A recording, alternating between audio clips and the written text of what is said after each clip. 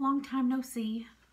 And it's been three months since my last haul. And yes, I could have made a video between then and now, but I honestly have forgotten which books I had already put on an old video and what I've purchased between then and now. So those we'll just say are lost to the ages. I filmed the video last Friday, and when I tried to go and upload it to YouTube, it screamed at me and said it was too long. Do you want to edit it? No, I don't want to edit it. So I just deleted it and waited to do it again. So I may kind of try to blow through these quickly so that I don't have to film a third time. My friend and I went to the used bookstore here last Wednesday. That was the last day of their 60% off sale that they had for the entire store. So we definitely loaded up for sure. I have 18 books. I'm supposed to have 19. I think I left. No, I have 19. Just kidding. One was sent to me by a friend, and the other 18 are from the used bookstore. So I will show you all of these. And let me move my drink. I'm in my dining room just because I wanted somewhere different. And yeah. And if you see Disco Kitty right there, my mother-in-law bought us a crystal cat. It looks like a disco ball head. These are all the books. Yes, in this giant tote. And I'll try not to make too much. Try not to make it shake so much. I'll start off with the fiction. Only 3 of these 19 are fiction. The rest are completely nonfiction. And I'm probably just going to pull out a chair and put this here so I don't rattle the camera so much. That'll work. The first one my friend Amy mailed to me because she read it and said it was really good and wanted me to read it. So this I probably will get to this summer because it looks like a quick read. It's The Marriage Lie by Kimberly Bell. In my last attempt to make this video, I could tell you about this book, but I can't really now because I've slept between now and then. Basically, correct me if I'm wrong, Amy.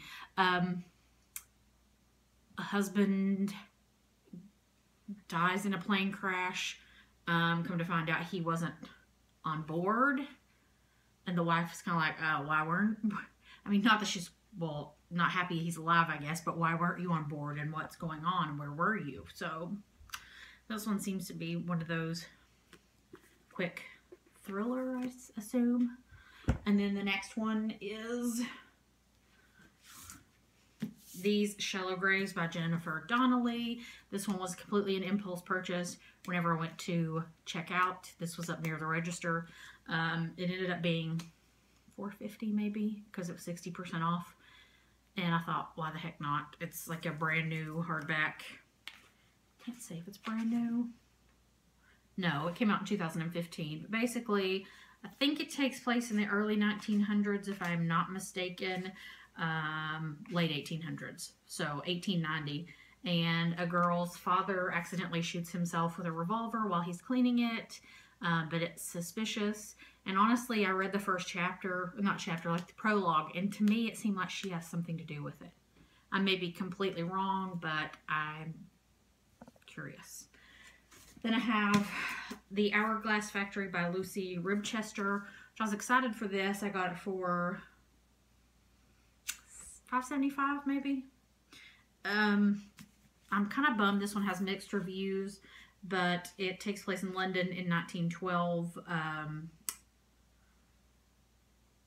I won't go too much into it. I would read you the synopsis, but it will tell me I'm going to go over on my I'll read you a blurb. Amid the drama of the suffragette movement in Edwardian London, the disappearance of a famous trapeze artist in the middle of her act leads a young Fleet Street reporter to an underworld of circus performers, fetishists. People are into fetish stuff. And society columnists. So that one sounded interesting. And I'm sorry, I'm going to knock the camera no matter what I do. Then these others are all nonfiction. Maury, his own words, Maury Schwartz. I read Tuesdays with Maury years ago. Did not care for it. Did not care for this. I read it I'm glad I only paid like 75 cents for it. Harriet Tubman, short and sweet. This will take like an hour to read. The quarter. Anything less than $1 wasn't 50% off or 60% off, but that's fine. 3 Cups of Tea by Greg Mortensen. This one's been around for ages, and I know there's kind of a, I don't want to say scandal, but a big hubbub about this being fictionalized, that it didn't really happen. I'm still going to read it because it was 75 cents, I believe. Then we have The Dressmaker of Karkana, I'm saying it wrong. 5 Sisters, One Remarkable Family, and the Woman Who Risked Everything to Keep Them Safe by Gail Samak Lemon, if I'm saying that correctly. This one I kept putting back and getting it back off the shelf, so apparently I'm meant to read it. Basically, her father and brother were forced to flee. She became the sole breadwinner for her 5 siblings, banned from school, confined to her home, and armed with only with determination, she picked up a needle and thread and create a thriving business that saved their lives. So that one. And then we have Laugh Among the Savages by Shirley Jackson. I've never read anything Shirley Jackson. I am thinking I have heard, I mean, I know who she is. Steve Donahue, perhaps, or Words of a Reader, her channel. Does she like Shirley Jackson?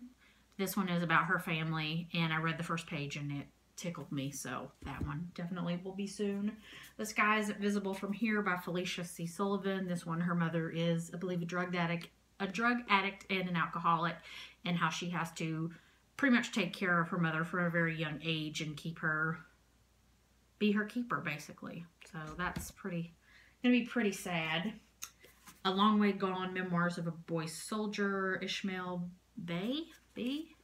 This one I know has been around for a long time. Has good reviews. I don't know that I almost didn't buy it, but I did partially because my friend said that she was interested in it. We kept picking it up, so I thought for $1, I'll read it and then pass it along to her. Lost in Suburbia, How I Got Pregnant, Lost Myself, and Got My Cool Back in the New Jersey Suburbs by Tracy Beckerman. Again, this was one that she kept picking up and saying, I don't think it's going to be good enough for me to spend money on, but for the fact that it was, I think, $1.25. I'm not doing math today to figure out how much I paid for it. I flipped through it and it was amusing enough to go ahead and get it. Then we have Grace, An American Woman in China, Eleanor McCallie Cooper, and William Liu. This is not anyone that anyone would know, I don't believe, just a random woman, but I love my Asian books, so I'm curious as to how that one is. Then we have The Long Goodbye by Megan O'Rourke. This one I picked up and read the first page, sitting on the floor of the bookstore, and nearly started crying because it reminded me of my father. Can't say as I'm going to get to this one anytime soon, because it's just been a little over 2 years ago that he passed away, and I don't think I'm ready for this, but I will have it when I am. It's basically the author dealing with her mother's cancer and her dying, and how grief is taboo and no one wants to talk about it. All But My Life by Gerda Weissman Klein. This one is a Holocaust survivor. I can't believe I've never heard of it, but of course I had to pick it up, and I will get to this one soon. Then Tastes Like Cuba, Eduardo Machado.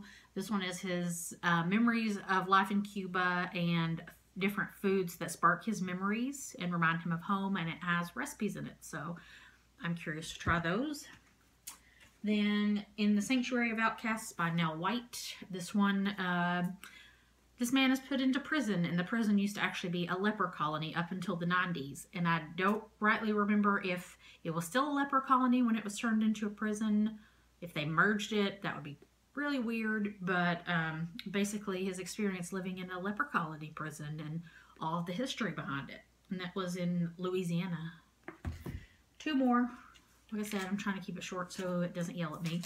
Mrs. Astor Regrets, The Hidden Betrayals of a Family Beyond Reproach by Meryl Gordon. Brooke Astor, very famous Astor family. This, I don't know if it entails her whole life or just the parts like the 80s and beyond, because she lived past 100, and then her family kind of ransacked her estate afterwards, which is pretty poopy. I was about to say something else. This should be interesting, as will all of these. I thought I only had one more, but I have two more. Reading Lolita in Tehran by Azar Nafisi, if I'm saying that correctly. Again, everybody knows about this, and I'm pretty sure I could walk downstairs to my storeroom and find this. It was only $1.25, so if I have it, didn't pay a lot. And then The Geography of Bliss, One Grump Search for the Happiest Places in the World by Eric Weiner. It was $8 minus 60%, so I read a couple of blurbs of it, and it made me chuckle, so I'm interested, because I can be a grump sometimes. Today was one of those days that I just wanted to say to work. Luckily, I got an early out, so that made me happy, because I'm not too happy with my job right now. Anyways, so this one will be interesting. I just finished the book I Am Malala. It was good. And now I am reading with my friend Amy Into the Water by Paula Hawkins, which I'm kind of struggle busing right now because of all the different people and characters swapping up. And then Beach Music by Pat Conroy, which I have had forever. I remember it came out right before I started high school, and I always remember seeing that copy, that blue copy of the book on the shelf, and I always wanted to take it and read it, but I never did. I ended up years later finding the paperback copy. It's in the living room or on the corner. I'm not going to stand up and get it. But I decided, I pulled it off out of one of my bins or wherever in the storeroom when I was putting some on the bookshelf my husband built for me, and brought it upstairs, randomly started it the other night, and I am loving it. So I'm getting ready to go in with my beverage, my, if you want to joke and call it a LaCroix, my LaCroix. Take this in there with my book and read until my husband comes home from work, which hopefully I can read about 100 pages, fingers crossed. And that is the plan for the rest of my day. I'm not doing any housework. I could vacuum. Yeah, I'll probably vacuum. But that's it.